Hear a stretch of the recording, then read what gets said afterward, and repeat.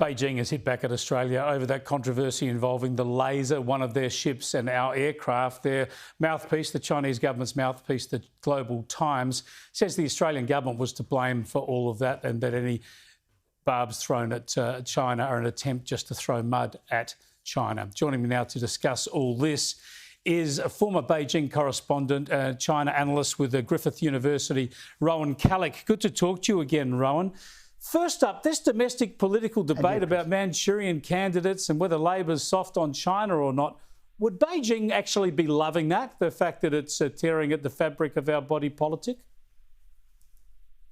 Yes, I think this is just what China wants. It wants to sow some division within the broader Australian community, and particularly in the Chinese Australian community, and it's having a little bit of success, but not huge success, I would say, because Labor's in a difficult position.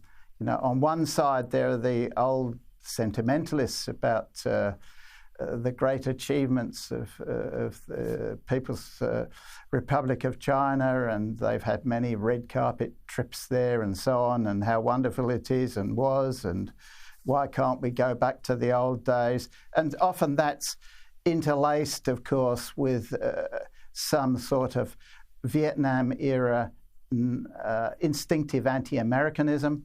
And on the other hand, you've got the polling that shows that Australians overwhelmingly are concerned about what China is doing, how it's pushing forward its own authoritarian programs. And so quite sensibly, I think, on the whole, the current ALP leadership is kind of keeping quiet. There's nothing much they can say. But they do need to talk about human rights, because theirs is the party, you know, that in the past has been associated with that, and they do need to speak out on those sorts of issues as well and be fearless about it. Yeah, and they tend to say the right thing at the moment, but their record is a problem for them on national security generally. I want to get your thoughts briefly before we're out of time, Rowan, on the meetings and agreements in recent weeks between Vladimir Putin and Xi Jinping. Are these substantial and worrying, or is this just a moment in time where there's a bit of they see a bit of mutual opportunity? Oh, certainly mutual opportunity and mutual love. Xi Jinping has said in the past that Putin is my most intimate friend. We don't really know what that intimacy involves.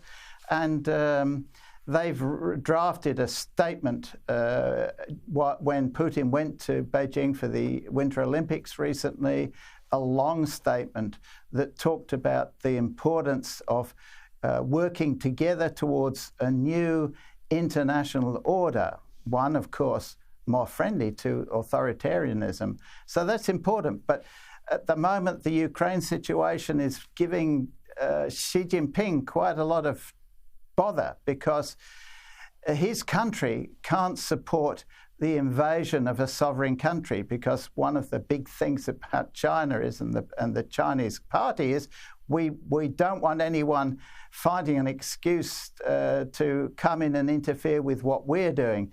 And he wants stability this year. He's got a big party Congress when he's up for the next 10 years of his future. So he wants stability, but he can't condemn the Russians.